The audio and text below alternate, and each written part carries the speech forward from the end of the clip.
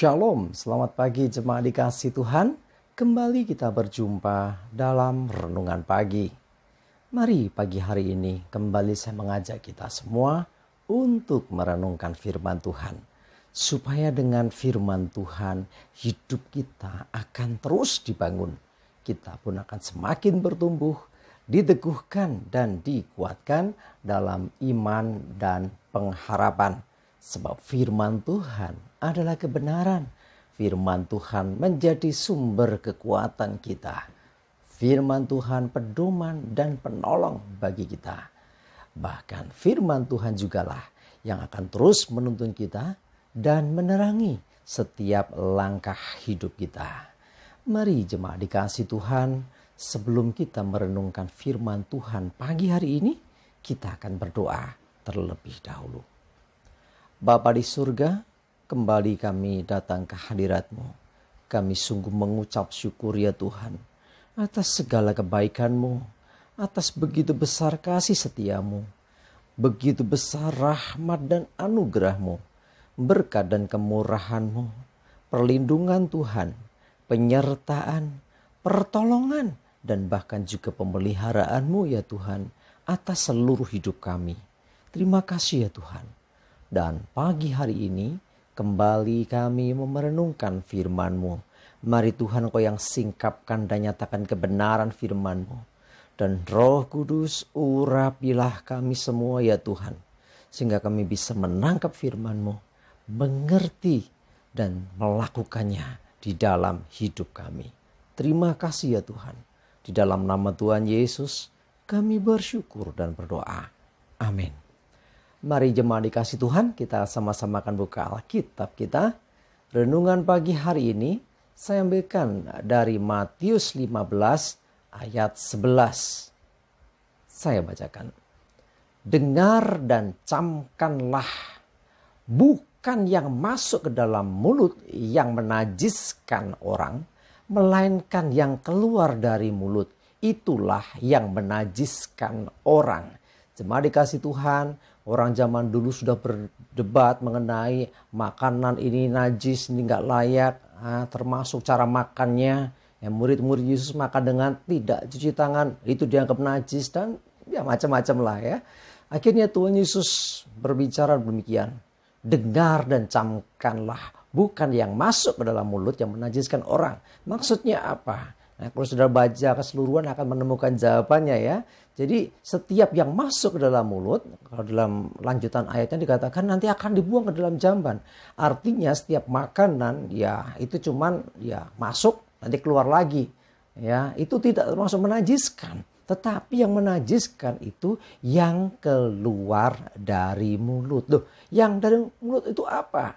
Nah, firman Tuhan juga berkata bahwa apa yang keluar dari mulut itu meluap dari hati. Nah, inilah yang menajiskan orang. Seringkali dari hati keluar segala hal yang najis.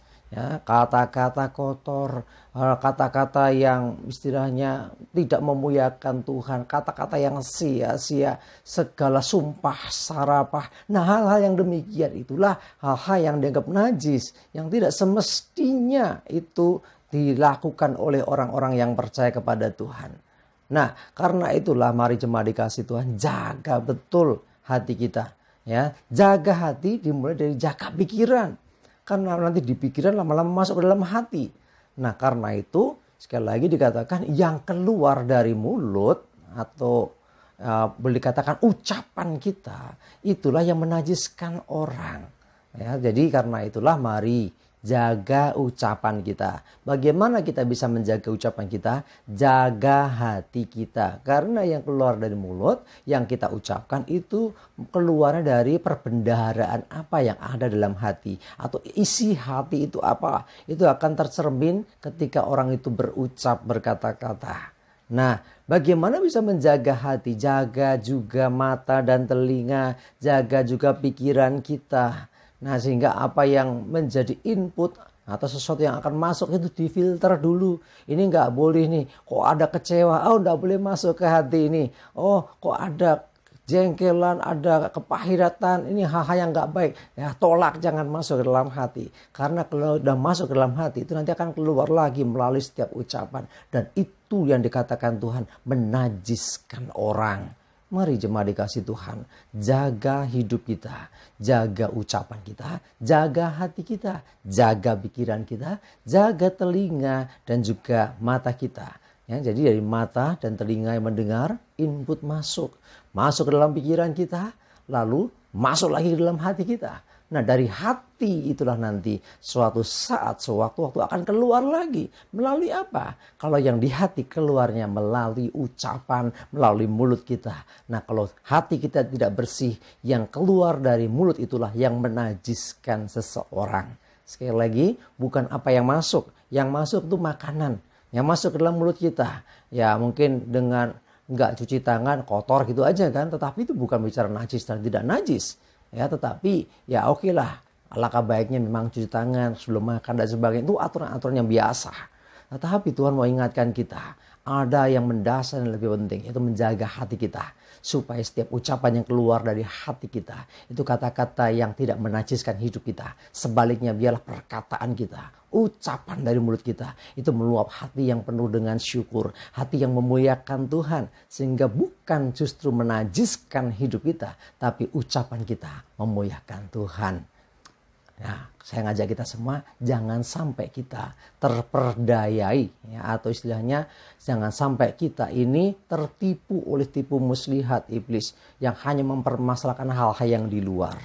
Mari jemaat dikasih Tuhan, jaga betul hidup kita supaya apa yang kita ucapkan, apa yang kita lakukan semuanya itu berkenan di hadapan Tuhan.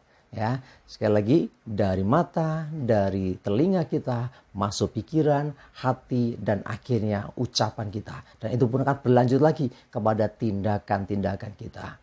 Ya, sekali lagi makanan tidak menajiskan kita, tetapi ucapan mulut kita lah yang menajiskan. Bukan yang masuk ke dalam mulut kita, tapi yang keluar dari mulut. Yaitu perkataan-perkataan yang tidak baik. Perkataan-perkataan itu yang menajiskan hidup kita. Amin, kita berdoa. Tuhan, terima kasih, kami bersyukur.